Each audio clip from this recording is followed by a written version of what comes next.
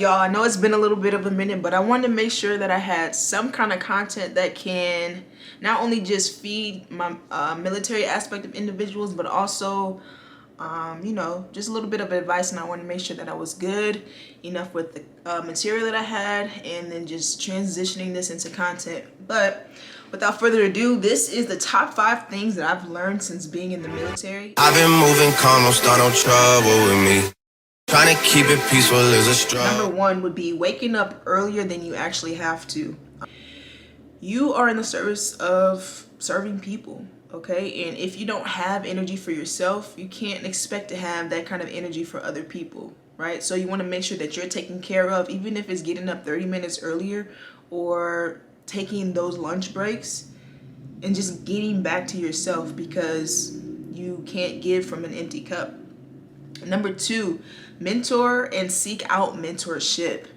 I cannot express how important it is to get to know somebody who is higher ranking than you, who has been in your shoes, and that you're trying to be in their shoes one day, okay? So it's you having some kind of guidance or some kind of tool to utilize to get to the places that you want to be and to kind of move up in the ranks. Number 3, find a healthy hobby.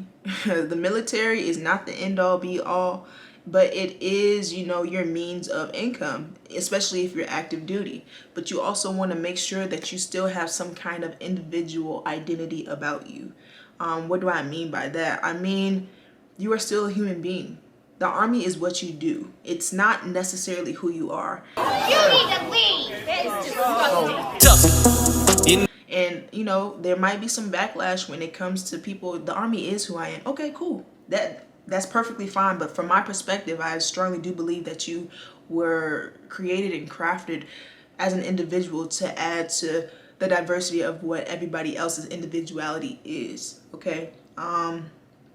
Number 4, don't just see green. That's just supposed to be a blanket and just to secure everything. We don't necessarily have to acknowledge the differences. Yes, you do. The Army is always changing, literally almost every single day, to ensure that soldiers are being well cared for. And if only you see green, if all you see is green, that's an issue, because there is beauty in diversity. There is beauty in variety, in bringing those varieties to an organization as SS. If you're not in the people business, it's going to be a hard transition being in the Army or any kind of military branch, because literally you have to have people to get work done, right? And then number 5, read up on your unit. Really understand what your unit is asking of you, okay? Understand the standards and the expectations that you need to set and meet, and maybe even exceed, right? If you're interested in actually just staying in the military and doing the full 20, I commend you.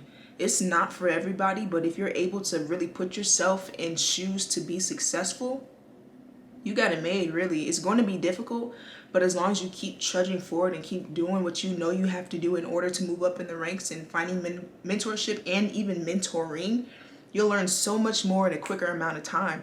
But you also want to make sure that you have time for yourself.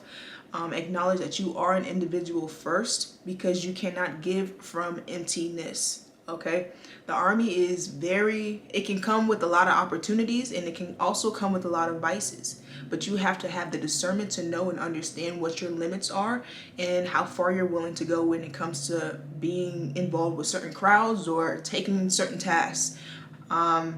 Personally, for me, real quick story time, about a couple weeks ago, I was told that I would have to pick up some extra duty because our staff is a bit short, and I was like, yo, in my head, I was like, for real right now, like I already don't have a lot of stuff going on in my... It's like, all right, Roger, got it, cool, you know? And so I'm literally doing like 12 different jobs. My original job, my MOS is a 74 Alpha. What is a 74 Alpha, Jen? That is a chemical officer. Like, I am an officer of science.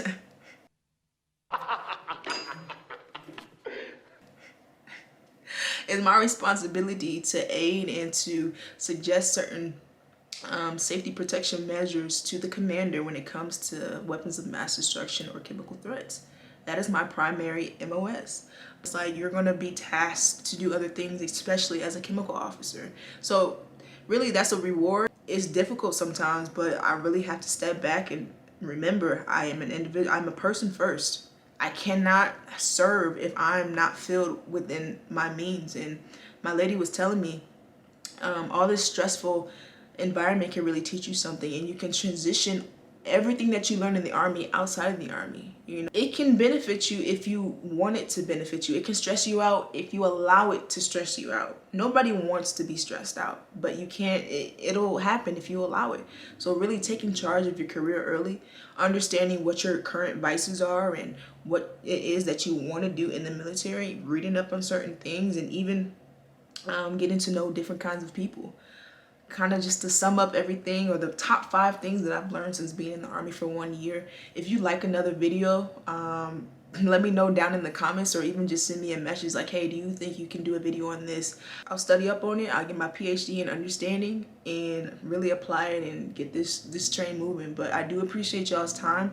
Let me know things that I can work on, things that you also like to know, and I'll see you in the next video. All right. That story shit was